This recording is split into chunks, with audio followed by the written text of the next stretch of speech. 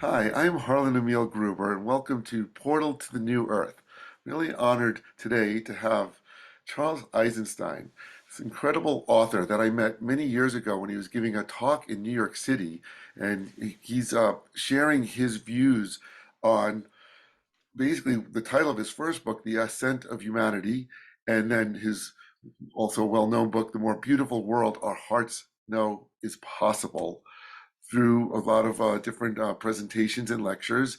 And I'm really excited to just go into a conversation since we are both on a very similar path of like seeing how the present civilization of humanity on Earth is a little out of discord, if you haven't noticed yet, and what we can do, each one of us, to bring about the new Earth that our hearts know is possible.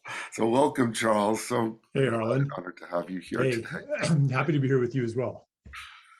So cool. Well, just to kind of kick this off then, I haven't read all your books cover to cover, but I've been following you by watching a lot of your interviews on YouTube online. And of course, I signed up for your email newsletter, which you send out, really wonderful musings, pretty often. You're a pretty prolific writer on your newsletter, and it's always a worthwhile read. So that's how I guess I'll start off the talk today. Here we are. It's the December of 2022. We're kind of pretty much have the last few years behind us and returning to some kind of normalcy, but there still is the shadow looming. And actually, it's not just looming, but when we see things are taking place in China at this time of the controls and the lockdowns, and even stories I've heard in Canada. And here in the US, people are still coming down with COVID. So I'm going to start off by this little quote that really resonated with in your latest email. Whether one identifies the locus of evil in COVID policy and the totalitarian impulse beneath it, or in the ongoing destruction of nature and culture worldwide, we must agree that the world is in dire need of transformation. It's what I've been working on my whole life. Anyway, we have to play a bigger game, one that includes the game of force, but far transcendent. Our opponents are symptoms of a deeper malady. Its healing is nothing less than a wholesale transformation of civilization and the human being. How could it be otherwise? And yet, how do we bring about this wholesale transformation of civilization? I do it by trying to share these interactive installations that are few and far between, but people do get some kind of benefit, evolution of consciousness. And you're doing it, and you've been doing it for a long time now, through your writings and speaking. So please, let's hear you Yeah, know your path on this. yeah. So it's not a how question that we're really wanting to ask here. It's more of really so you're nobody has a realistic plan for saving the world. And in fact, that whole mindset, that whole pattern of approaching our current crisis is actually part of the crisis.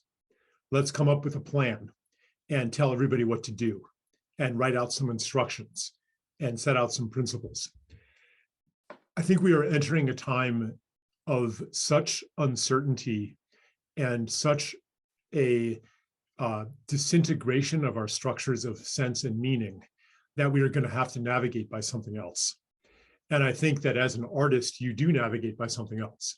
Like you could make some kind of rationalization or justification for your life work that says, well, it does make sense in the current crisis because people will, come to my installations and they will be transformed or be healed or be awakened in some way. And therefore it's going to help the environmental crisis, political crisis, financial crisis, et cetera, et cetera. You can come up with reasons like that, but honestly, that's not why you're doing it.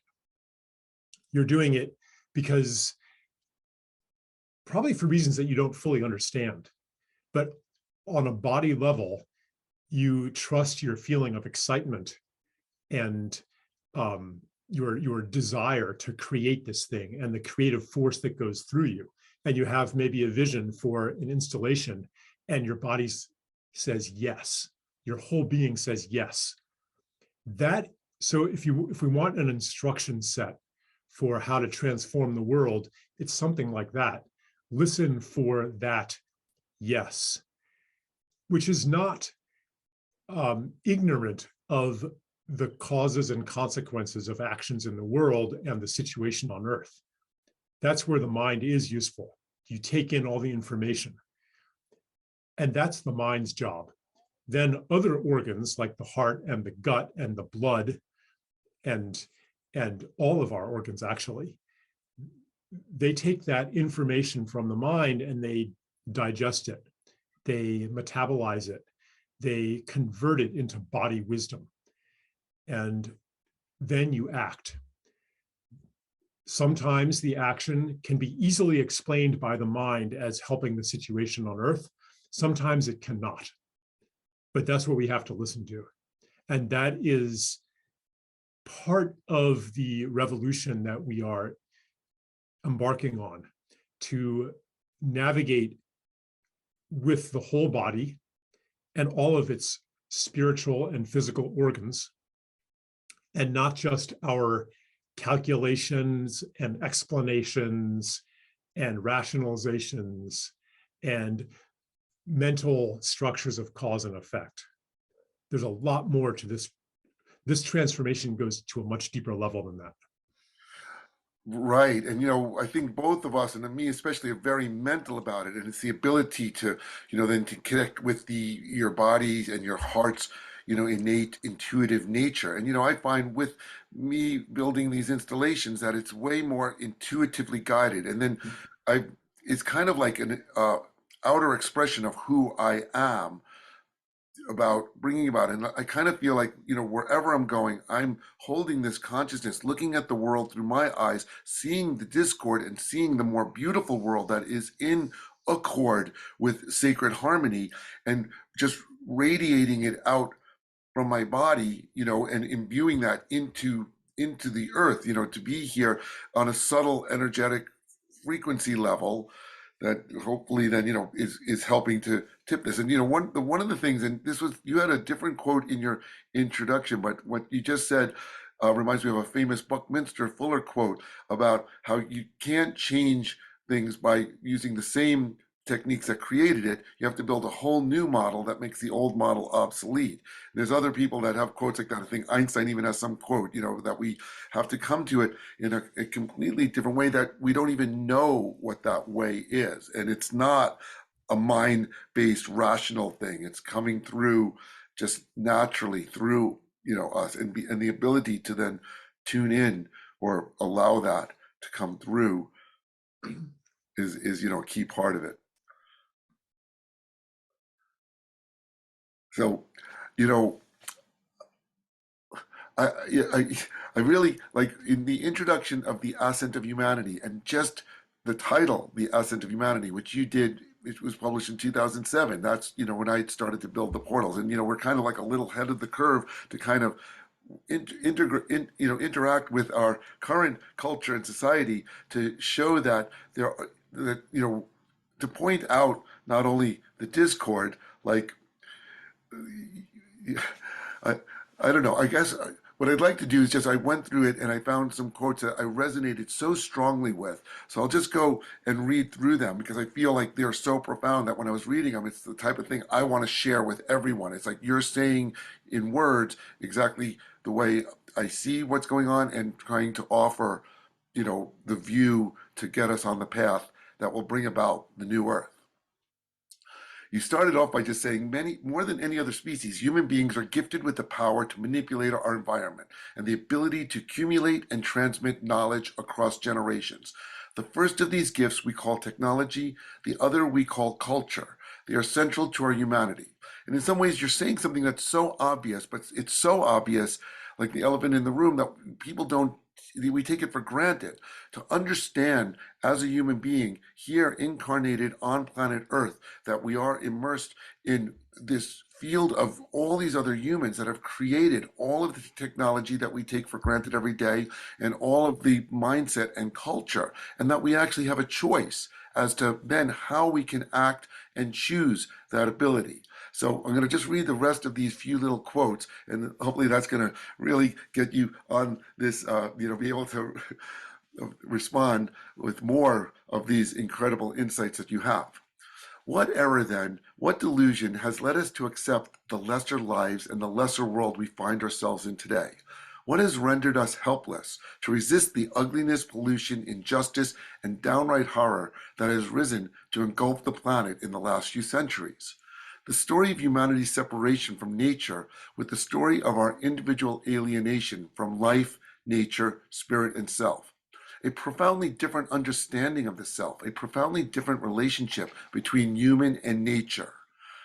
The crumbling of the objective, reductionist, deterministic worldview opens the door not just to a new mode of technology, but also to a spirituality. And it's great because you do use the word spiritual and sacred a lot, which can be a little off-putting to people that just want hard scientific understanding.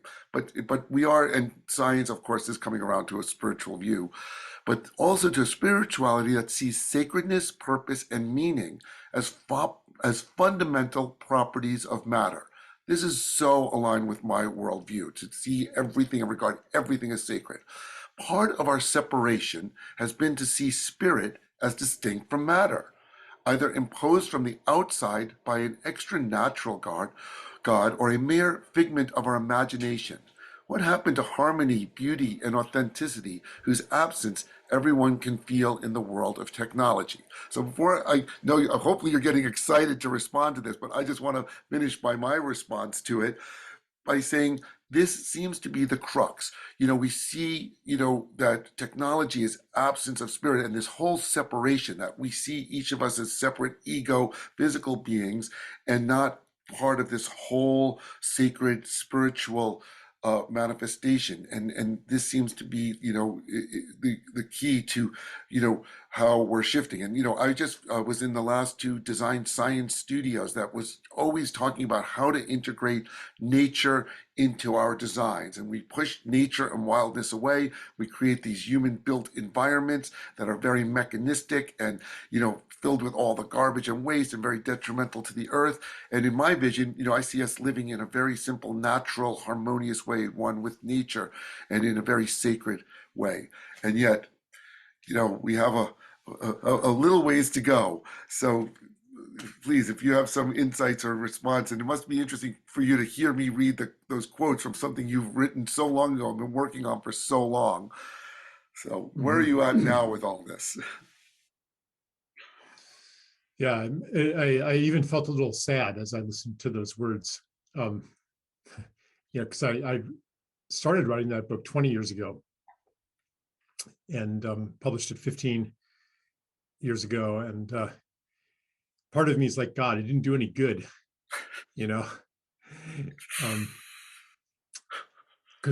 the trends that I was writing about and trying to warn against developed, accelerated, and my prophetic warning didn't stop them. In that, but some of those understandings, like the spiritual nature of matter, it is rising into consciousness now in a big way through other philosophers and also through the psychedelic medicine movement. There are many different ways that people are now understanding that everything that we have exported onto spirit is actually here, actually in the body, actually in nature, in materiality. And that is not to say that they are, as I said in that passage, they're not a figment of our imagination. They're not imposed through our meaning making onto matter, nor are they imposed onto matter by an external God, but they are inherent to matter. One of them is purpose and the movement toward increasing complexity, life, and beauty. So even the concept of design, it smuggles in assumptions that may not be necessary. or are no longer necessary. That the idea that if you don't design it, then it's not going to be purposeful or coherent or beautiful. Like there has to be an input of intention. Well, I've been studying the work of a biologist, Michael Levin, who did these experiments on flatworms. And what they discovered, so you can cut a flatworm into pieces, many pieces, and each piece will regrow the whole worm. All of the cells, they kind of just know what to do. The DNA in the cells of the tail is the same as the DNA of the cells in the head. So how do they know to grow a head if they're the tail? How do they know to grow a tail if they're the head? Why don't they grow two tails? Why don't they grow two heads? How do they know? There's no design or blueprint for that in the DNA. The DNA just contains instructions on how to make proteins. It doesn't give a blueprint of the organism. And one of the most fascinating parts of it is that they train these flatworms to recognize patterns, surfaces, like maybe a black and white checkered pattern. That's where the food is going to come. Okay, so they can cut up a flatworm, keeping only a little piece of the tail. The tail grows a new flatworm, grows a new head, grows a new brain, and the new brain remembers what the old brain knew. So there's something operating here that is far beyond our concept of design. That a concept that says that intelligence is not in matter, it's in some kind of template or blueprint for matter, but matter itself is stupid. Matter is just a bunch of mechanical interactions. No, that's not the way it is. Matter is intelligent, especially when it takes the form of life.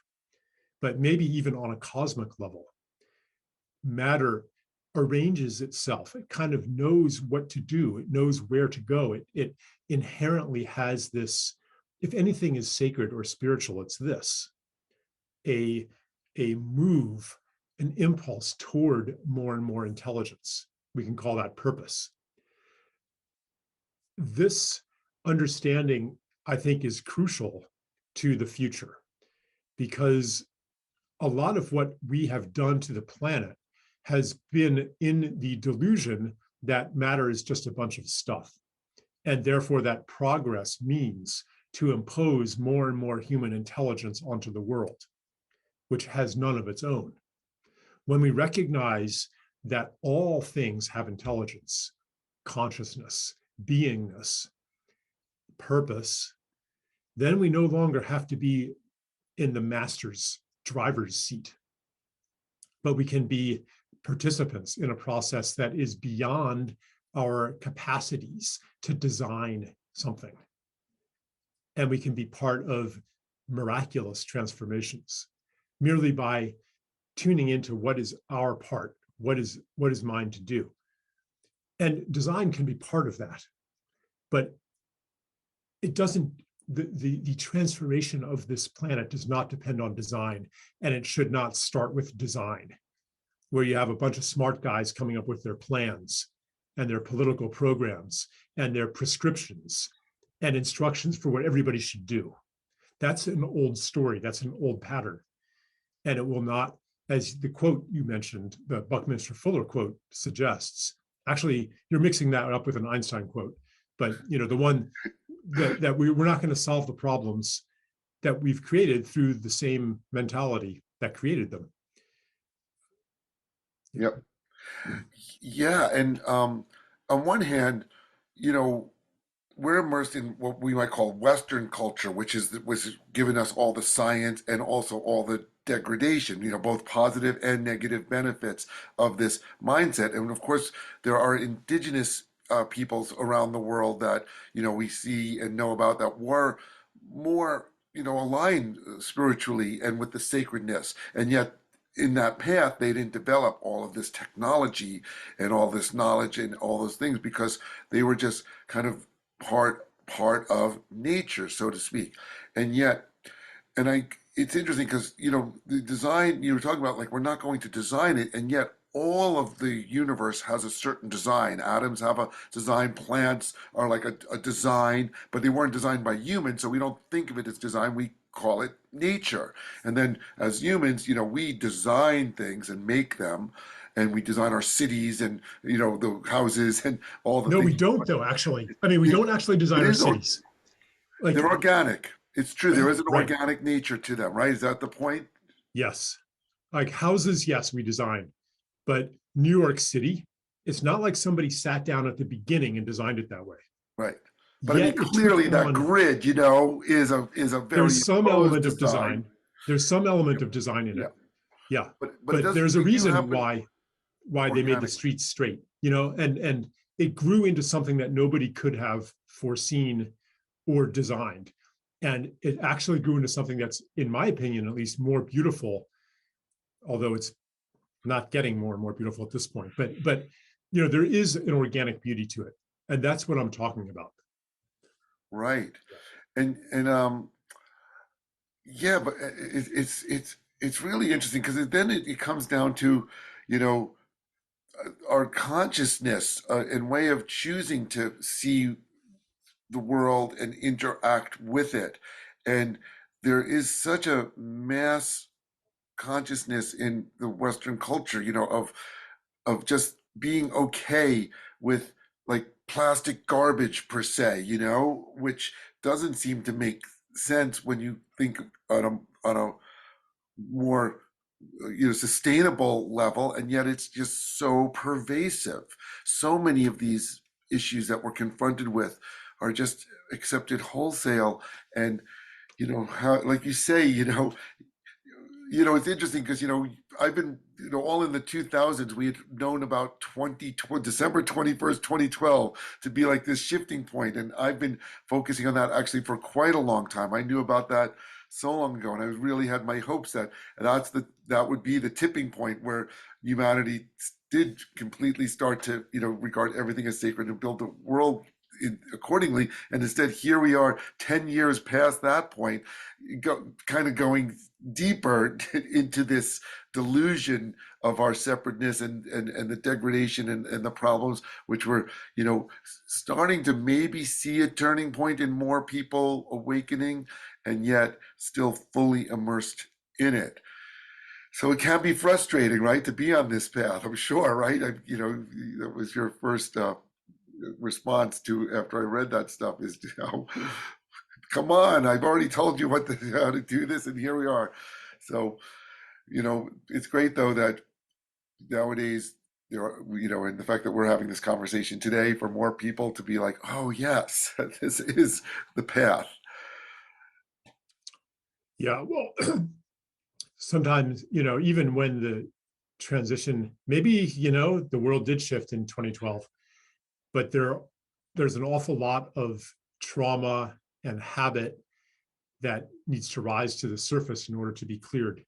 Maybe the whole COVID phenomenon was just that, latent contradictions, latent wounds rising to the surface, fears that people were not fully aware of, misplaced trust, um, buy-in to a system that is no longer in sync with our consciousness. Like that, a lot of these things became a lot more obvious, even for me, during COVID.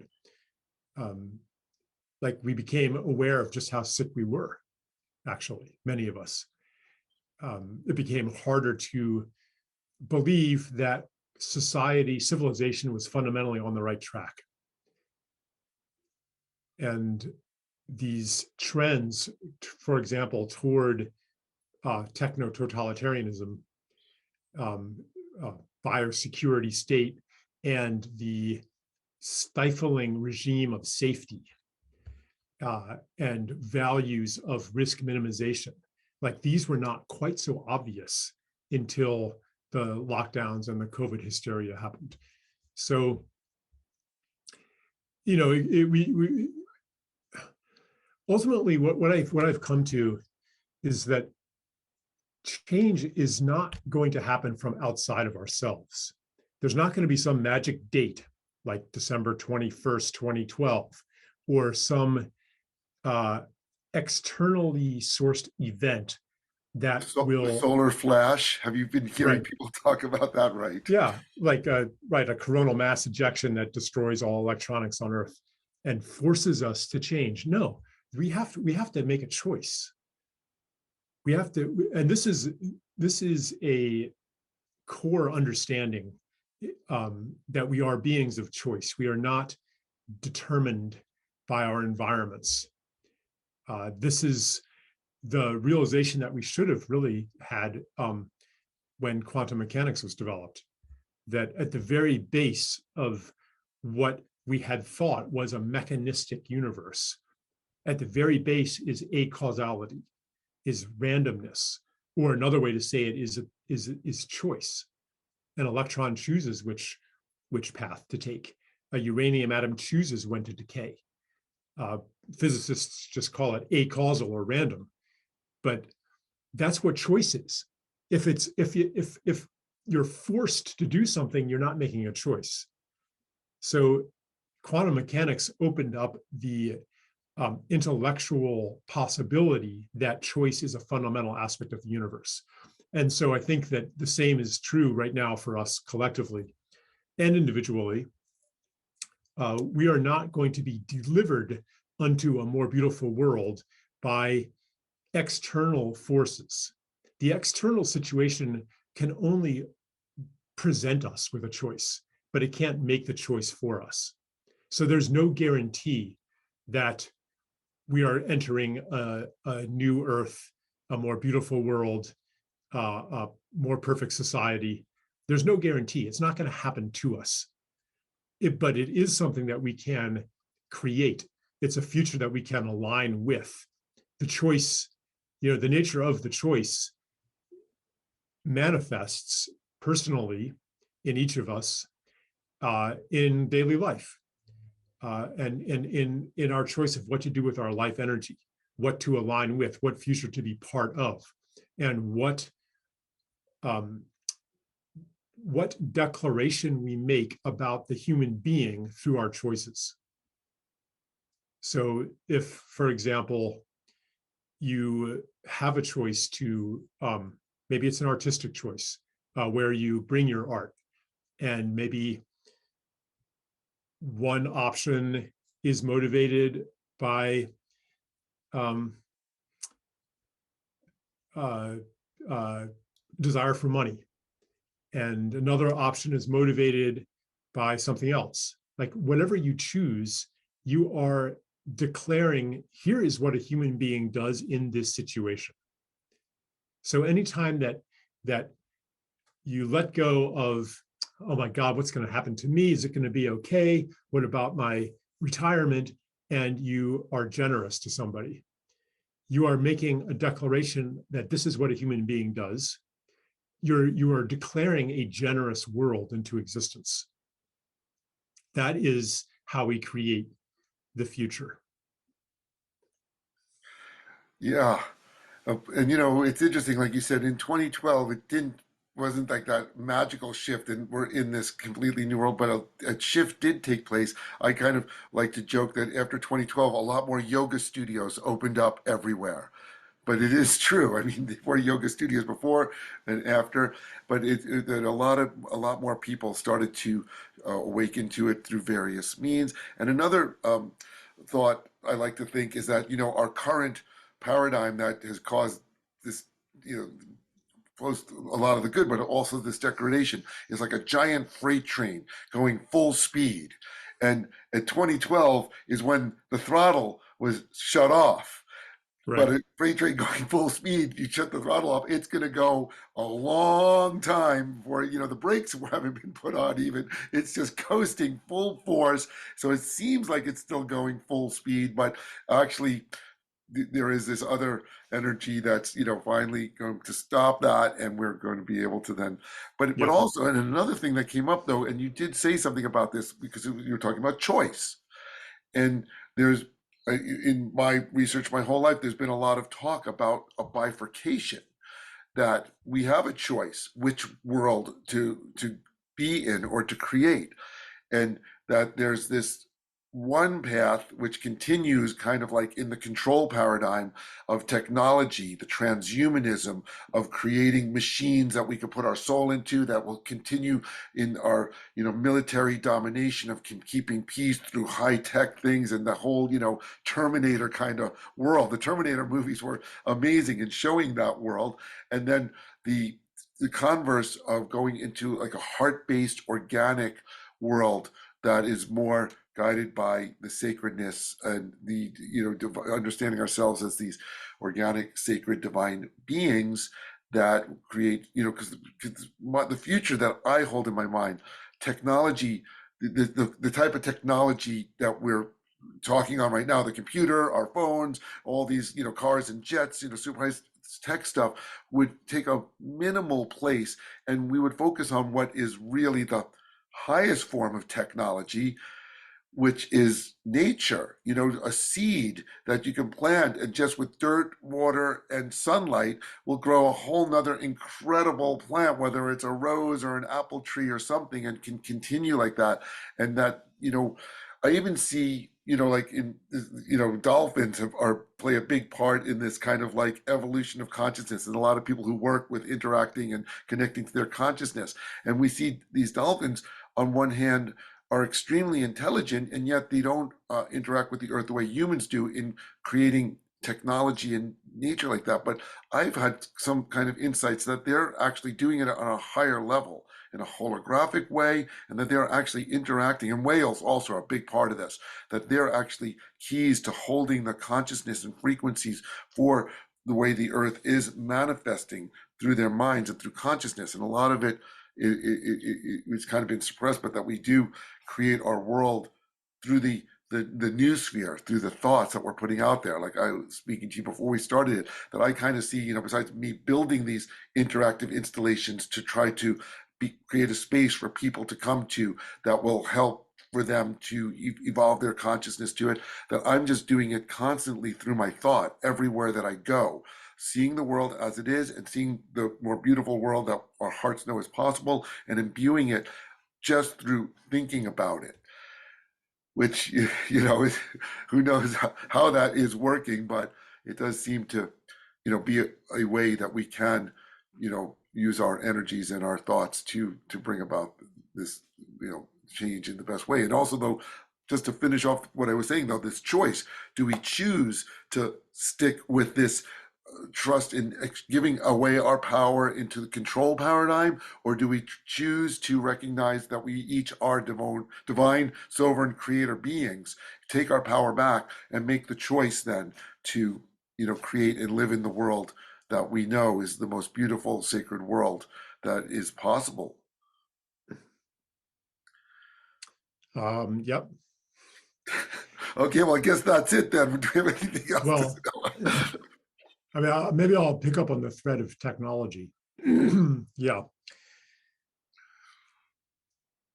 What we are doing right now through Zoom represents one of these paths, speaking of a bifurcation.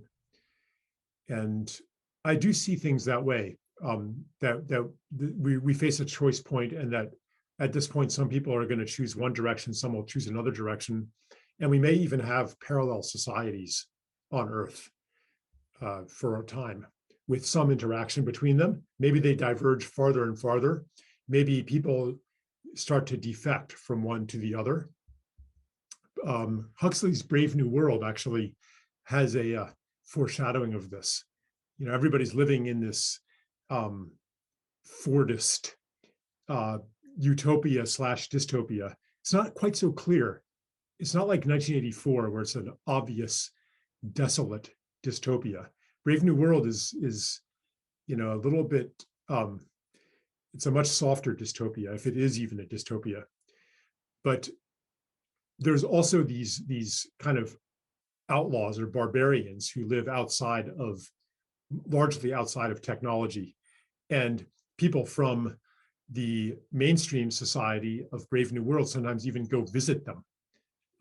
They go on vacation in the barbarian areas And those people are living much more like hippies, in a very natural way. So yeah, um, technology. So the kind of technology we're using right now allows us to communicate over a great distance. Without it, other kinds of technology become available that also allow people to communicate over great distances, that are maybe more akin to what whales and dolphins do. They communicate through sound, but not only through sound. But this is, again, not some separate spiritual thing. It includes material things like sound. And they form an organ of a living earth by communicating. They tie the oceans together into a single network, and thereby possibly even direct the flow of nutrients from one part of the ocean to another. That's one of the functions that whales have, is that they transport nutrients. They, from their feeding grounds to their calving grounds, they build up a lot of fat, and then they go to the calving grounds, and over time they release the nutrients there in places that would otherwise be marine deserts, because they produce a lot of poop, and urine that feeds algae and plankton and protozoa. So they're part of a living planet. And the same is true on land. Like, a communication happens through sound in ways that we barely understand through a modern lens. But indigenous people, like in some settings, they would be able, by listening to the birds, they could know what was happening 20 miles away, because something happens there, like a cougar takes down a deer, and the birds get all excited about it, right? They call in a different way, and then the birds who hear them call in a different way, and the ones who hear them call in a different way, and so information ripples out through the entire ecosystem, through sound, through aromatic chemicals that plants release, through insects and the messages they carry. I mean, the whole thing, it's like a brain, or more than a brain, in its complexity. And so when we become aware of that and tune into that and enter that universe, different kinds of technology, I say in quotation marks, different kinds of technology become available to us. So what you were saying about this kind of technology, maybe it never disappears in a more beautiful world, but I do think that it occupies a smaller role, because we re-embrace lost technologies that serve some of the functions we use Zoom for even better. If I want to stay tuned to somebody I love who lives far away, maybe Zoom isn't the best way to do it. Maybe other technologies of dream, of meditation, of energy, ceremonial technologies, maybe those are actually that open up other capacities that I can know a lot better what's happening with somebody than and Zoom becomes maybe not as essential. Yeah, and of course, you didn't even touch on, I thought you would telepathy, right? That we are connected just, Yeah, that's what I'm directly. saying. That Yeah, is what I'm of talking course. about, Yeah, I know or you one didn't use aspect that of it. word, but Yeah, of course, I knew that's what you're inferring yeah, through all of that. And, it's true, though, that these devices that we've created are just, these external manifestations of something that is something innate in us, almost kind of like a training wheel for it, and that we can then go beyond them, because it really is more about the information that's being transmitted, and not so much directly the form of it through, this kind of what might be viewed as a crude technology.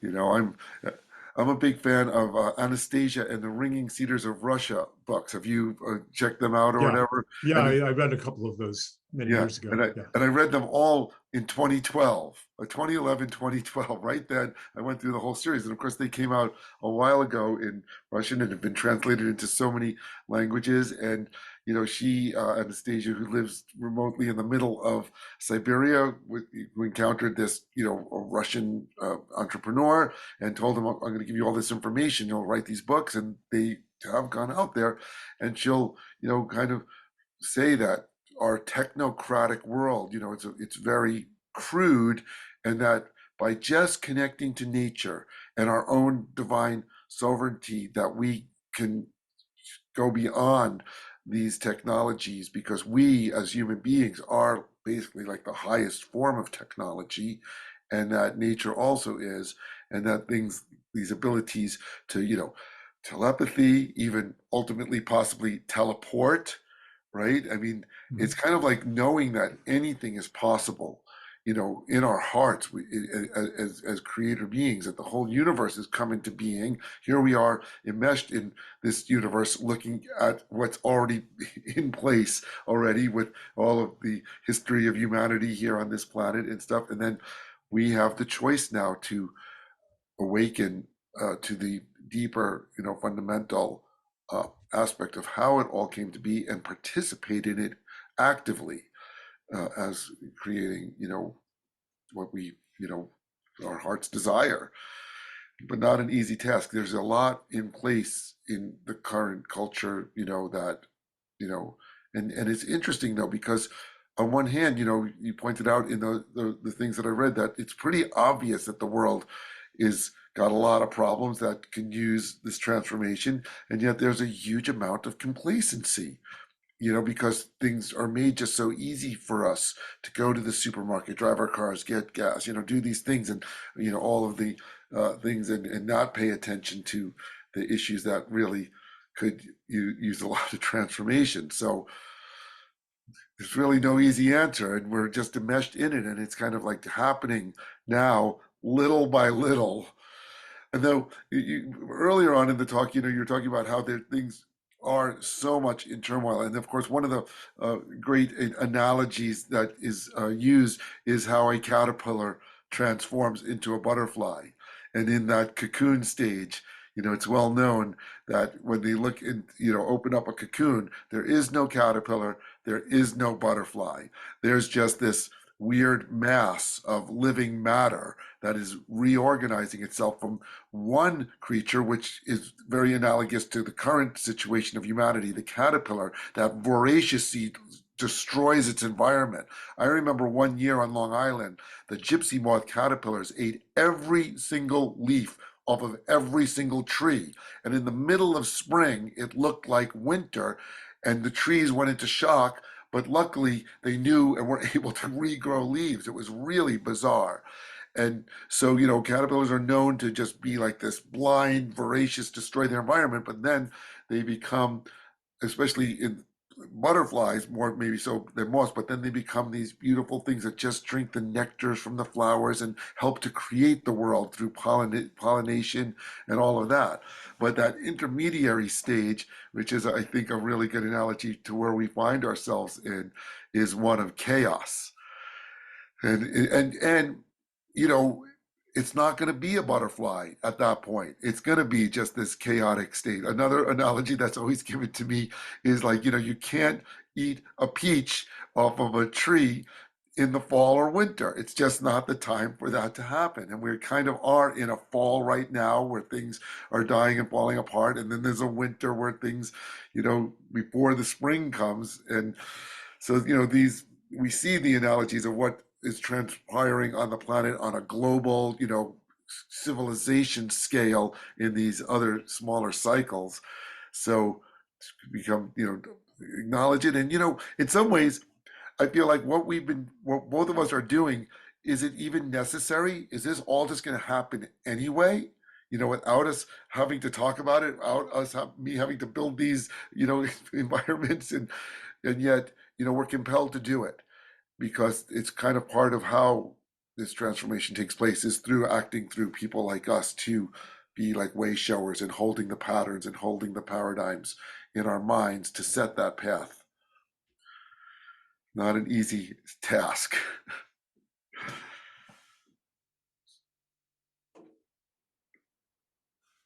You're speechless.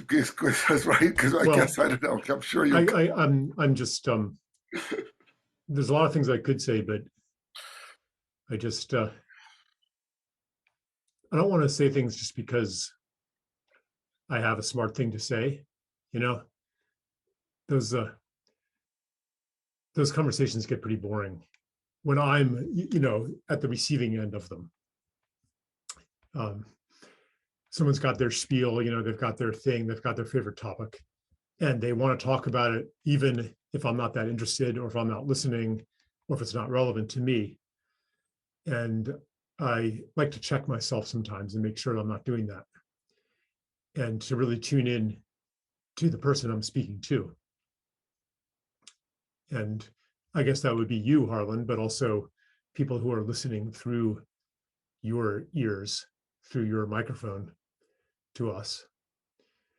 And yeah, maybe if you tune into them, what question or what gateway of information would you like to open? Like really tuning into that and touching that place.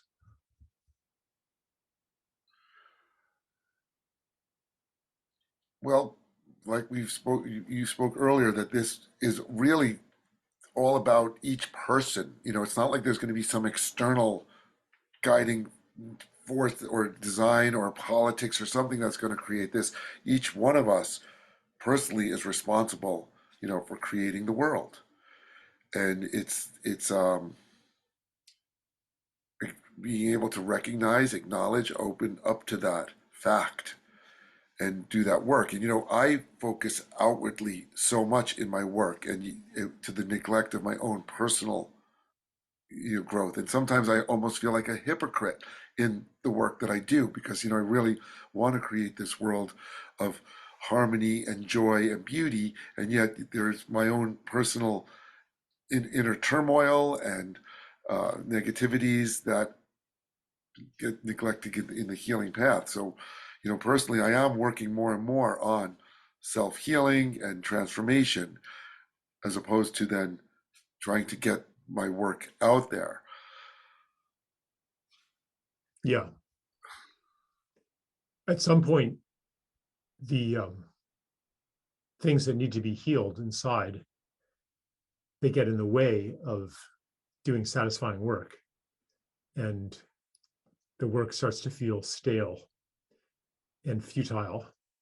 And when that happens to me, I take it as a sign that it is time to go inward and do some inner work and some healing, um, which removes some of the blockages that allow the creative energy to flow into new places, and then I can create from there, and my work feels alive again.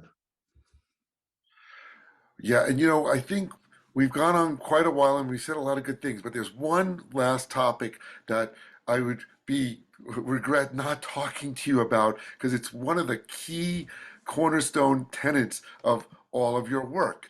And so I'm going to kick this last topic that we'll cover in our conversation off with a quote that I carried in my wallet for so many years. I'll even just hold it up because it's worn out. It carried it for years until it was like couldn't be legible, and I have now written it down to be able to read it. And Buckminster Fuller is one of my life's greatest inspirations. I came across his book Synergetics when I was 20 years old, and I resonated so strongly with it that it really has been like a key to my life's paths.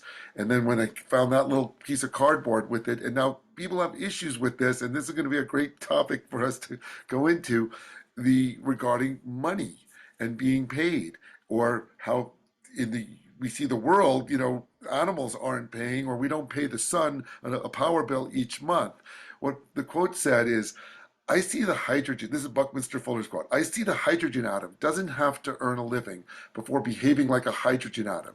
In fact, as best as I can see, only human beings operate on the basis of having to earn a living. The concept is one introduced into social conventions only by the temporal power structures dictums of the ages. If I am doing what God's evolutionary strategy needs to have accomplished, I need spend no further time worrying about such matters. Of course, people will be like, but you gotta make money. You can't if you have someone giving you the money, well that's all good. But if not, it's a tough one. And this whole concept of the gift of gifting. And, I'm going to include in the notes on this the fact that you have Ascent of Humanity on its own website, ascentofhumanity.com, and the book is free. I have just finished writing my book, Portal to the New Earth, and I immediately published it for free online that people can just read it because we want people to access it. Of course, it is nice, and we're still immersed in a world where we do have to pay to live and to get compensated for it. And to that end, I'm making a nice hardcover version of it that people, if they really want to have that, they can buy it. Not that I'm going to make a lot of money for it. It's basically going to just cover the cost that I had to spend to get it made because the printing company didn't gift it to me. But that's why I just want to kick off this work, which you're, almost most well known for, the concept of gifting. You profoundly affected Aubrey Marcus recently in his paradigm of producing his events and making them available as a gift. And it's a huge paradigm shift that we are entering into to see that life itself is a gift and, how we can embody this gifting concept. Yeah. Yeah. One of my books I wrote, it was called Sacred Economics, that explores this in depth. Um, fundamentally, the way that it should work is that if you create and produce things that serve others, that serve society, that take care of other people, that feed other people, that provide good things in their lives, then they and society at large will feel grateful to you. And people will want to take care of you also. There's some element of that even in our conventional economic system, where if you produce goods and services that actually meet people's needs, then they will buy them from you. If you use your talents in a way that meets society's needs, somebody will hire you to make products, to perform services, and you make money that way. So there is some element of that even in our conventional economy. The problem, though, is that a lot of the things that society and the planet need the most right now are not rewarded by the economic system, and a lot of activities that are actually destructive are rewarded. So you could say that the economic system is distorted from that original template of gift. Gift is not an alternative to money. It is a principle that can be expressed through an economic system. And we are in a distorted system that does not accurately embody the principles of gift. So the book that I wrote on that was what would an economic system look like and a money system look like that was more aligned to the principles of gift, and that brought money and society's encouragement in line with what the planet really needs right now. So part of the picture is a different view of human nature than the view that conventional economics espouses. Conventional economics says that humans are motivated to maximize their rational self-interest. But I don't think that that's true. I think that, or I would say like another aspect of human nature that is equally valid and even deeper is gratitude, is the desire to give when you have received. This is primal, because really, no matter how hard you work, on some level, you know that life is a gift. You didn't earn your mother birthing you. You didn't earn the sun shining. You didn't earn any of these things. So we have a fundamental state of gratitude. And that's why I'm able to offer my work as a gift. Like, you could say for free, but that would mean that I'm saying I don't want money for it. But what I do is like, so I publish on Substack now, and you can choose a free subscription or a paid subscription. You get exactly the same content either way. But I say, if you want to encourage me and support me in this work, and you feel good about it, hey, offer, make a paid subscription. And enough people do that I'm able to support a family and live a good life. And it comes from, and some Substack writers, they don't quite have that confidence. So they're like, okay, I'll make some of it free, but I'll put a paywall, and others, to kind of like force you to pay. And I think that that's unnecessary. I would rather stand in the place that says, I know you. I know that you, when something is valuable to you, that you want to give. That's the reality that I inhabit, based on my understanding of what the human being is. And so so it's not like, oh, I'm going to do without money. It's that I trust the world to take care of me. How to translate that into an economic system, given all that's going on in this world right now, that is a much more complicated question. But I've just shared with you the, if you will, spiritual essence of the solution. I know, because right, and there does definitely needs to be some kind of evolution, transformation of our current, financial economic system. Capitalism, of course, you know, it's easy to point the finger at capitalism, but like you mentioned somewhere in your readings, that capitalism isn't the problem in of itself. It's this deeper, uh, a deeper way of thinking that Well, has what is created capitalism? capitalism. What Exactly. is capitalism? Capitalism depends on what capital is. Capital is money and property. And those are fundamentally human agreements. They're not real outside of an agreement field. Money without agreements is just a bunch of bits in computers. It's not real. But it is real. So really the question isn't capitalism or not capitalism. It is, how do we constitute capital to begin with? And in what way does our current conception of capital align with consciousness as it is? And as consciousness shifts, then how do we bring capital, i.e. money and property, in alignment with a new consciousness? That's the question. Yeah. And of course, the completely failed in the 20th century of communism, which ultimately, I mean, the concept of socialism and communism, if implemented in a conscious, sacred way, could actually be a wonderful thing. But of course, in the way it's been implemented here, we see it as extremely negative, which is true because it's not really what it's claiming to be. Whereas, if we all did share and work together in a heart-centered way, systems like that, I suppose could work. I mean, I'm an idealist. I am far from, being practical minded and, trying, I see, what ideally could happen with aligning, with what makes to me the most sense, even though that's not the current, mindset of our, civilization that's kind of dominating the planet at this point. So, yeah, but yeah, it is.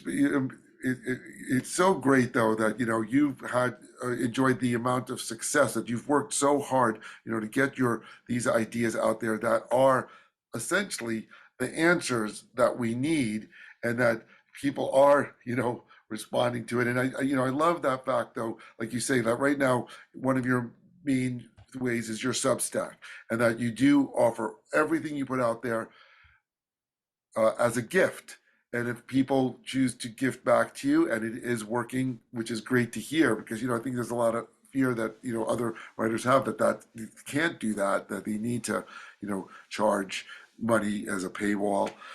And, you know, it's, so you're just basically setting up that paradigm, that example that it does work and it allows more, of that to happen more and more. And so it's a real key tenet, not an easy one for most people to embrace, the fact that we can be gifting, what we do. And, often in my work, I will, be able to bring my work, places that aren't paying me for it because I feel it's aligned and guided to be there.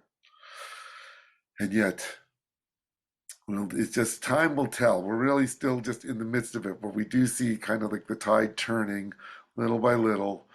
And this is, just conversations such as this today, hopefully, is one more impetus to guide us in the right direction. So I really appreciate having this, and hopefully this is gonna, the people who will be watching it, it'll have a good impact on them. And so please, check out Charles's work. He's got his website, like I mentioned, the one website. It's like a standalone one for Ascent of Humanity.com. But then, what's the easiest way to, find your work online to subscribe to your Substack or any? Yeah, charleseisenstein.substack.org, I think. And also my website is charleseisenstein.org.